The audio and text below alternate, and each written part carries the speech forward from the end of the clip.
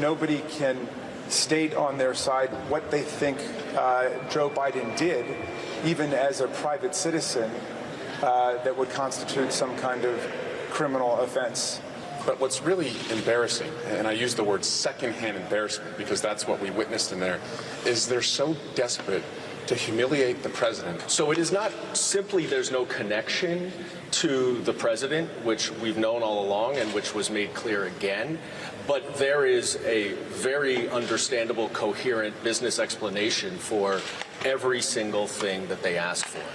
And now that all of this China stuff or Romania or Kazakhstan is clearly baseless and bogus. The biggest political hack on Capitol Hill, Dan Goldman. No evidence says the partisan hacks on the left. Here now to break it all down, Ohio Congressman Jim Jordan, who was in that deposition. Congressman, good to have you. Now, I know you're held by some sort of like a little bit of a guardrails of what you can and can't say, but just give us the sense. I mean, let me speculate. My dad had nothing to do with it, and I was too stoned to know what the hell I was doing anyway. About close, or?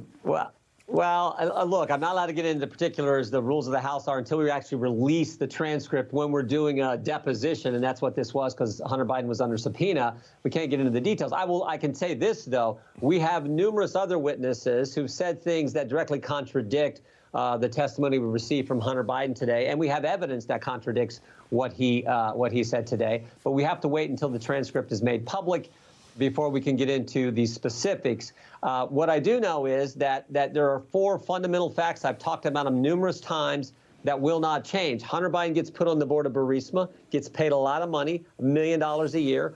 Fact 2, he's not qualified to be on the board. He basically said this himself in an ABC interview. Fact number 3, he's asked about if he can relieve the pressure, help relieve the pressure that this company is under, their CEO is under. And then fact number 4, according to Devin Archer, who testified this past summer, he calls D.C., and a few days later, Joe Biden goes to Ukraine and pushes by leveraging and conditioning the release of American tax dollar on the firing of the prosecutor who's applying the pressure. So those facts have never changed, and they never will. Did he, Hunter, ever describe what value he provided to Burisma and the Chinese government and Kazakhstan for these literal millions of dollars that came into his coffers? Again, I can't get into details, but about what may have come up in this particular deposition. But I do know that, look, who are you going to believe here in this whole thing? Are you going to believe Tony Bobulinski's a successful business guy whose story came out 4 years ago and has not changed? His testimony's been consistent. Or are you going to believe the Jim Biden, who testified last week, who's multiple times has been involved in multiple companies that multiple business ventures that have failed, multiple people that he owes hundreds of thousands of dollars to? I mean, who are you going to believe? The White House, whose story keeps changing? Joe Biden said, I never spoke to my son about business. Then that changed to, I never been in business with my son. Then that changed to, I was never financially involved in business with my son. So that's changed multiple. David Weiss's story has changed multiple times, but not the witnesses that we've brought in and been able to interview, and certainly not the 2 whistleblowers who came forward last summer.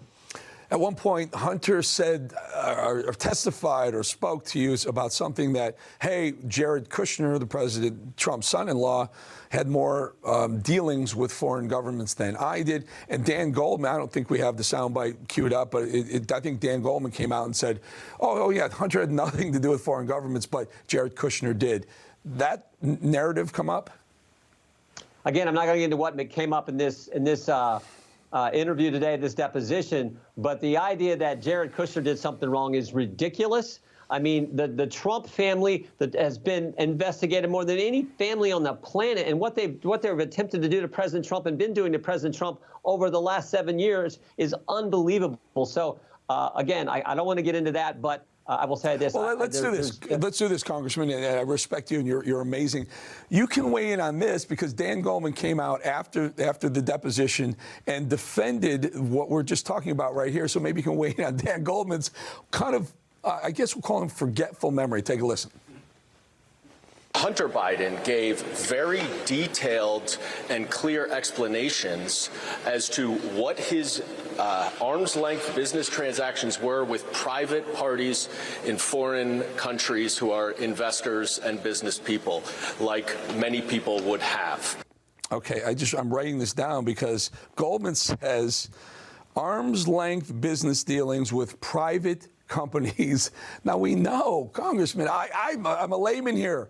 I know it wasn't arm's length. He was paid millions of dollars, number one. Number two, we know some of these things are government backed. Anytime you do business in China with anyone, it's the Chinese, the CCP is a partner in your business dealings. Well, here's what I can tell you that came from earlier testimony we received from Rob Walker, that there was a meeting in March of 2017 where 8 people from China, executives with this Chinese energy company, Hunter Biden, his business partners, meeting at the Four Seasons here in D.C. And Rob Walker says Joe Biden did a drop-in, gave a short little talk to everyone, and then left. And a few weeks later, millions of dollars get wired to Hunter Biden and his company. So, again, the money, the business, the brand. Devin Archer said they were selling the brand, and the brand was Joe Biden. 20-some different companies, $15 million over the course of a few years coming in from all these foreign interests. That's what's going on here. And that's arm's from length. I'd so like to have a $15 million arm's length agreement with some foreign entities. Congressman, very quickly, I got to go, and I know you got to go.